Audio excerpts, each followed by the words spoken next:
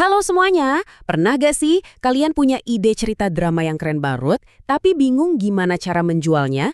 Nah, hari ini kita bakal bongkar rahasia menulis sinopsis drama yang nggak cuma bagus, tapi juga bisa bikin kalian menang kompetisi. Sering rasa pusing duluan pas disuruh nulis sinopsis? Tenang, kalian gak sendirian kok. Jujur aja, sinopsis itu seringkali jadi bagian yang paling malesin buat dikerjain kan? Rasanya pengen langsung loncat ke nulis skripnya aja. Tapi, nah ini dia nih tapinya. Walaupun susah, sinopsis itu justru jadi kunci paling penting loh. Boleh dibilang ini adalah tiket penentu apakah naskah lengkap kalian bakal dilirik dan dibaca sama juri, atau ya cuma dilewatin gitu aja. Oke, jadi apa aja yang bakal kita bahas? Pertama, kenapa sinopsis itu penting banget? Terus, apa aja isinya? Lanjut ke cara bikin elemen-elemen kuncinya, terutama soal ringkasan plot, dan terakhir, soal format dan cek-cek akhir. Siap? Sip, kita mulai dari yang pertama ya. Kenapa sih sinopsis ini sepenting itu?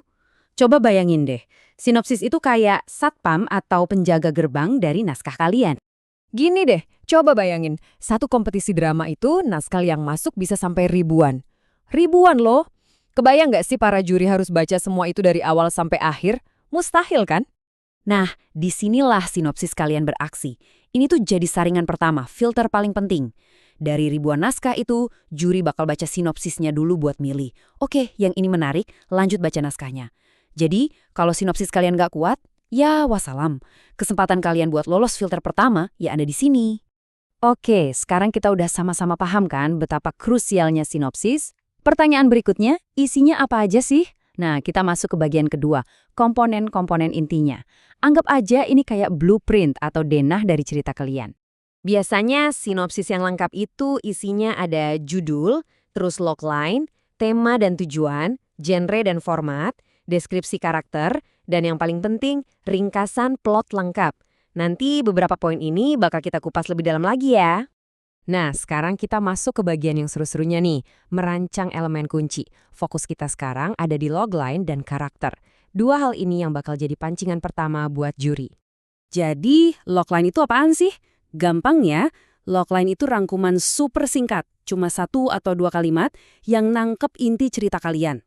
Kalau cerita kalian itu sebuah film, logline itu trailernya versi 1 kalimat. Bikin orang langsung dapat gambaran besarnya. Coba kita lihat beberapa contoh dari drama yang udah terkenal. My Love from the Star, Alien ketemu aktris top, langsung kebayangkan? Atau Hometown Cha-Cha-Cha, dokter gigi realis ketemu pengangguran serba bisa, menarik. Sampai ke The Fiery Priest, pendeta pemarah kerjasama barang detektif. Semua ini ringkas, jelas, dan yang paling penting, bikin kita langsung mikir, wah kayaknya seru nih. Sebenarnya ada rumusnya loh. Gampang kok. 1.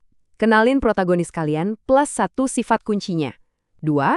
Jelasin konflik utamanya apa. Udah, gabungin 2 hal itu dan voila, kalian udah punya logline yang kuat.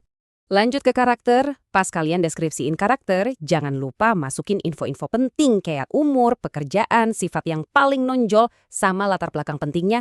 Kenapa dia bisa kayak gitu? Nah, ini ada tips jitu nih. Coba deh lakuin casting virtual. Bayangin aja.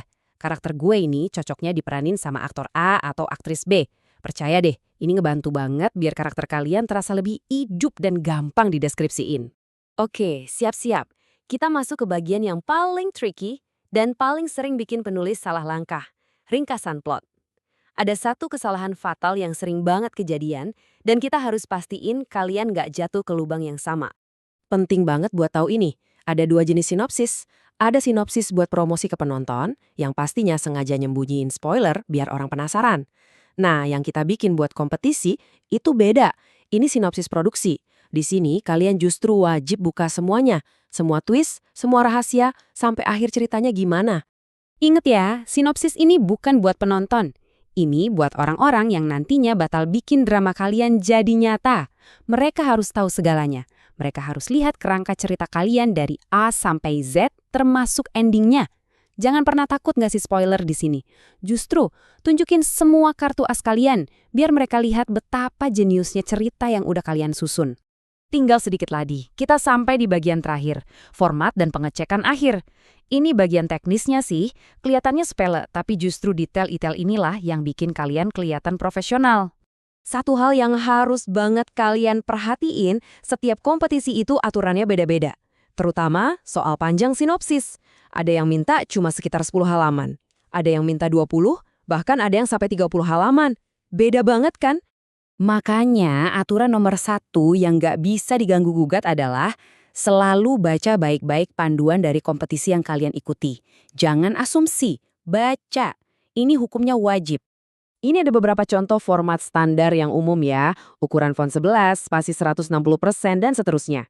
Tapi ingat, ini cuma contoh umum. Balik lagi, cek panduannya. Ngikutin aturan format itu nunjukin kalau kalian orangnya detail dan serius sama karya kalian. Nah, kita udah bongkar semuanya dari A sampai Z. Sekarang pertanyaannya balik lagi ke kalian. Setelah tahu semua ini, kira-kira cerita keren apa nih yang siap kalian tuangkan dalam sinopsis kalian selanjutnya? Ayo tunjukin ke dunia.